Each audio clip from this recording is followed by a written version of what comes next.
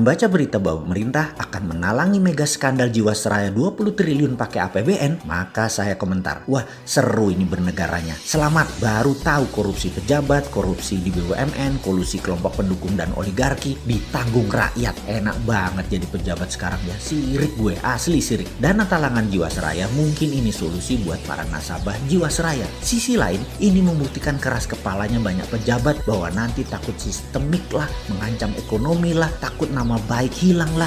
Bos, yang geblek jangan dilindungi atau kalian merupakan bagian dari sistem yang bermasalah. Biarkan yang salah yang menanggung. Kita melihat hal beginian paling gerundel, kuapok lu. Tapi begitu melihat melindungi kesalahan dan kebobrokan pakai APBN, kita berkata, kuapokmu kapan dul?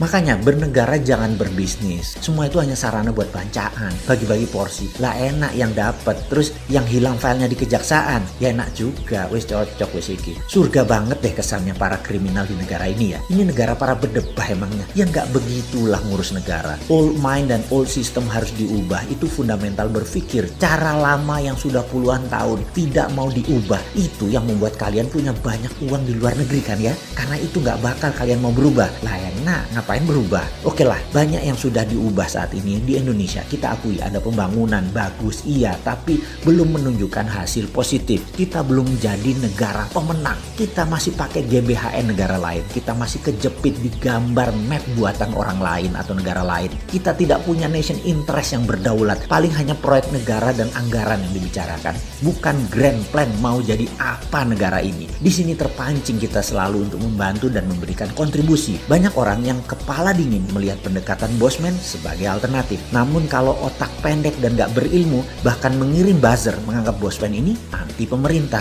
Gak pernah kita ini anti. Kita selalu memberikan masukan agar lebih baik lagi. Memang karena school of thought-nya beda, jadi landasan keilmuannya beda, muscle knowledge-nya beda, terlihat anti. Karena saat ini cara mendoktrinnya adalah apapun yang beda artinya melawan. Ngono ya. Padahal ini semua adalah perilaku alami. Contoh ikan selalu berenang melawan arus, hanya ikan mati yang ikut arus. Begitu cara melihat perbedaan. Lupa, buzzer mah gak peduli sama bangsa negara ya. Pokoknya hanguskan orang yang berbeda dengan pejabat sekarang. Pejabat sekarang selalu benar dan berpikir untuk rakyat. Tidak ada cara yang lebih baik dari cara pejabat sekarang. Titik. Mudah-mudahan gak resesi 2 kuartal berturut-turut. Kalau ternyata 3 kuartal ke depan minus, bahkan 4 kuartal minus, yopo. Gampang, bangun narasi. Narasi pejabat tidak pernah salah. Yang salah orang yang beda pendapat. Aman kalau begitu. Sudah punya narasi-narasi doktrin ya. Para buzzer kan ada mastermind-nya. Ya alhamdulillah aman kalau kayak gitu. Silahkan. Kalau udah punya narasinya lanjutkan. Selamat kalian aman di atas sana. Aman. Kebetulan rakyat sekarang memang cuma butuh narasi kok. Silahkan lanjutkan bos. Kalau kita bagaimana? Ya kalau kita mah terus membangun karsa dan mengingatkan bersuara versi kita membela NKRI. Gak didengeri,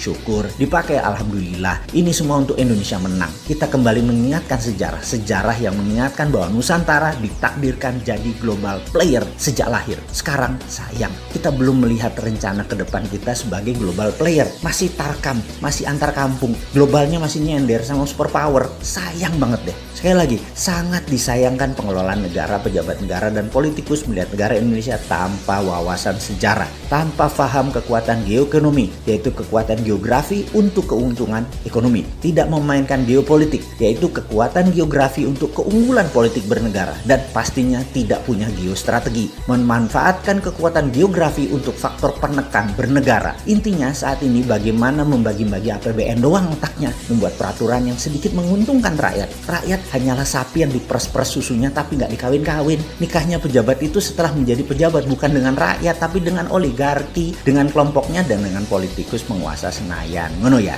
Oke, rakyat habis digrepek-grepek doang dan herannya rakyat gak kapok-kapok malah memuja-muja pejabat seperti itu. Hero-nya dijunjung. Top dah doktrin dan propagandanya. Top Marco Top. Kagum gua. Udah selesai ngegosip, kita lanjut. Kita menengok sejarah sebentar. Kita tahu doktrin jalur sutra itu seakan-akan jalur hebat. Karena mungkin banyak pejabat sekarang kemakan propaganda film Tiongkok dan berbisnis dengan Tiongkok kedalaman. Sampai budaya dan doktrin gak bisa dibedain.